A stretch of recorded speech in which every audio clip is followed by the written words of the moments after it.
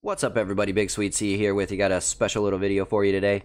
Today we are talking The Last of Us 2. So, depending on when you see this, I am actually officially recording this as of August 13th, 2020. So, as of today, it is officially out. But, if you haven't heard, Naughty Dog is releasing a grounded mode update for The Last of Us 2. So they are getting a few updates. They're going to reintroduce grounded mode, which if you're a veteran of the first Last of Us, you will remember is their hardest difficulty. It's basically hardcore Call of Duty.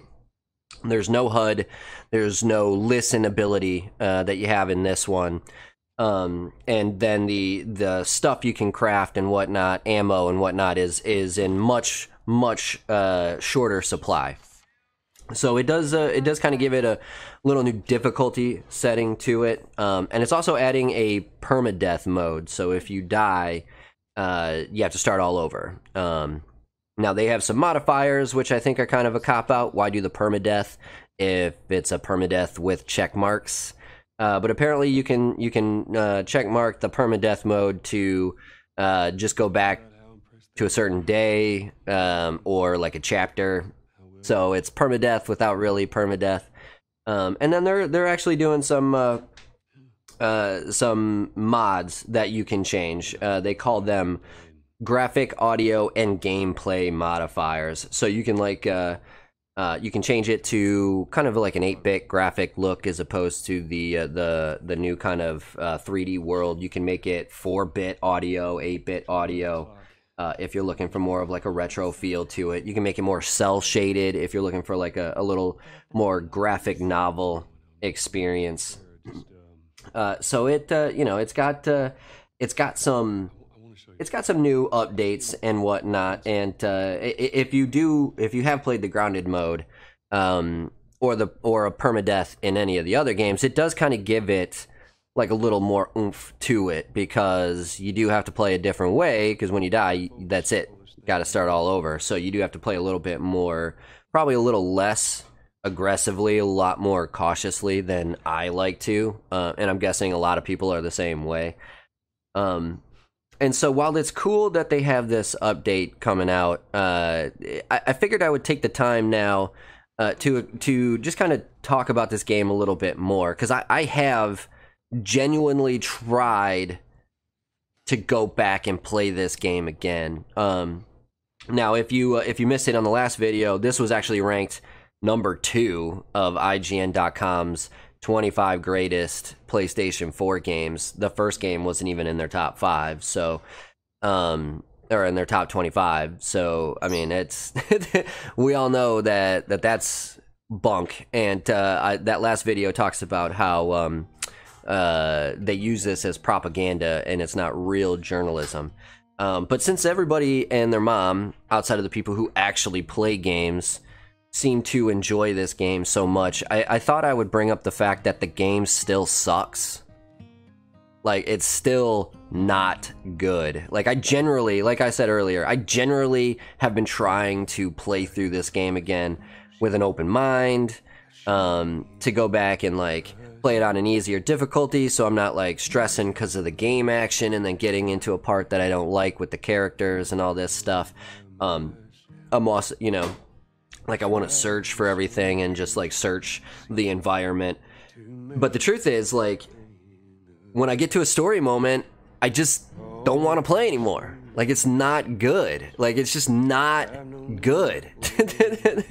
The story is just not good. And like, so it got me thinking of this, because there was an interview a couple of months ago that I was going to talk about and then I never got to it. But Neil Druckmann, the writer director of the Last of Us series, gave an interview, and like, they were talking about the story itself, how it developed, and he actually brought up something a long time ago that I thought was pretty interesting, and then nobody really talked about it. But originally, you were supposed to start the game as Abby, and you play through Abby's character. She gets brought into Jackson, and she like becomes friends with the community before she does what she does, and well, spoiler alert, kills Joel, right?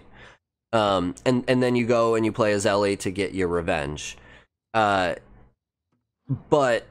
that is not what they ended up with. They ended up with you play as Ellie for a little bit, and you have this kind of awkward walk through the town, and then you play as Abby, where she's like talking to a couple of her people when they're looking for somebody, but you don't really know who you're looking for, and then they meet, and the story happens. But I mean, it plays out terribly. Like, it plays out awfully. Now, the first time you play as Abby, you kind of don't really know what's going on because you don't really know who she is. You just kind of have this brief kind of moment where she has a disagreement with her buddies, her partner, her team, and then she runs off on her own. But you don't really know what they're arguing about. Maybe you do, maybe you don't, because they happen to have found a place from the first game. But for the most part, you don't really know why they're there until what happens. But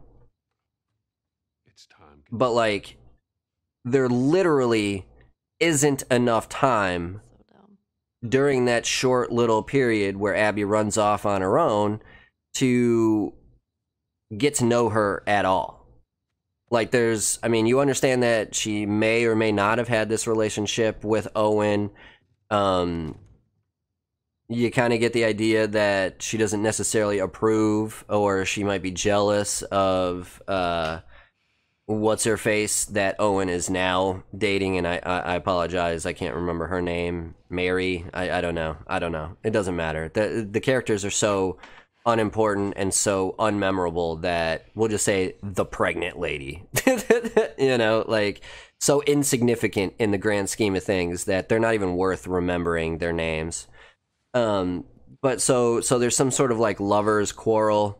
Well, like, you don't get to know her at all. You don't know where she grew up. You don't know how she became a firefly or whatever they consider themselves now. I don't think they're fireflies anymore. They're wolves, I think.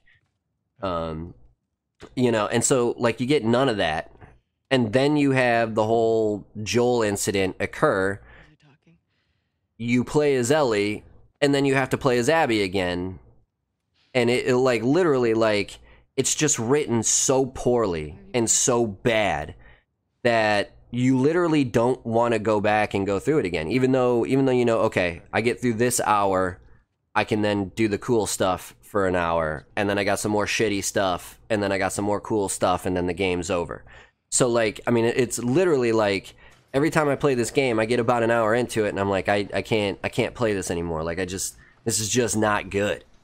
This is just not good. It's not good writing. You don't ever develop these characters. These characters, like, show no remorse, no grander ideals. You know, they are literally the most basic people ever. It's as if this pandemic that's happening in The Last of Us has caused all common sense to be wiped from the earth, and you're watching a bunch of Neanderthals discover humanity for the very first time. They just don't understand what's going on, and they can't relate to each other enough to formulate a coherent character. And so like if they would have done it this other way, right? You play as Abby, you get to know her, because you're going in with the clean slate. You don't have any preconceived notions of hate towards her. So you are a completely blank slate, able to actually identify with this character. Then the big moment twist happens. Now you have your revenge story, but you've already identified with Abby. So when you go through the rest of the game with these little backstory flashbacks that you go through, it adds to the character. In the way that they do it, they throw you in with somebody that you already hate, and then they try to justify you liking somebody that you hate already. Now imagine this. Imagine you are some crazy political person, right? And you've never met any of these people in real life, but you're like a diehard Democrat. But then somebody says to you, hey, you know, Donald Trump's actually a really nice person. You just got to get to know him. Do you think somebody that has this idea of Donald Trump right now is going to go, you know what? I'm just going to ignore all that stuff and I'm going to get to know that guy and see if he's really a good person? Fuck no, they're not going to do that. Are you stupid? Are you really that thick-headed to believe that people are going to do that? Or are you really so pretentious that you believe that this is somehow enlightening to people? Imagine if the SS, right, the Gestapo from the Nazi era was like, you know what? Yeah, he might have killed millions of Jews, but deep down, Adolf Hitler's a really good person. You just got to get to know him. Are you fucking kidding me right now? Are you serious with this bullshit? This was a bad idea from the beginning. It's a bad idea now. And they have no idea how to make this bad idea any better. So that's why you're getting this grounded update. They're doing anything they can to make for the to cover up for the fact that they gave you a shit game, and instead of apologizing for it and saying, you know what, we tried something, it wasn't what it wasn't up to your standards, and we apologize. We're gonna do better in the next one. No, instead they just try and add bullshit to it so you forget about all the crap behind it, and then they pretend like that crap never happened, and then they pay some journalist at IGN.com to rank it number 2 in the top 25 games. Nah, man, this is pathetic. This is absolutely pathetic by Naughty Dog. The game's terrible. The game is fucking god-awful bad. And instead of saying, you know what, we messed up, they're just gonna whitewash it like we did the genocide of the Native Americans or slavery in this country. We're just gonna pretend like it never happened, and we're just gonna move on. No, man, I'm calling this bullshit out. Naughty Dog bit the fucking bullet on this one, and they took a shot to the head, and they're not even gonna, like, acknowledge the fact that they fucked up. No, this is bullshit. The game's terrible. Because of it, I would normally say, hey, you should try this out now, because generally speaking, I do enjoy playing the game. When I get into the moment where I actually get to play and, like, attack people and hide from people and search stuff, I do generally enjoy. But it is literally the exact same as the first one. And I would rather play the first one's story, so what's to keep me from going back to The Last of Us 1 instead of playing this trash? Wow, because you gave me a grounded update? Because you made it as difficult as the first one? Because you added some sort of permadeath thing that makes it okay that your game is fucking shitty? No, it doesn't. Your game's crap. You haven't done anything about it. And you just pretend, you just move on, you just pretend like this never happened. The game's garbage. The game's garbage. This update will not make it better. Matter of fact, this update is all trash. There's probably permadeath and grounded difficulty. We're probably way in the works.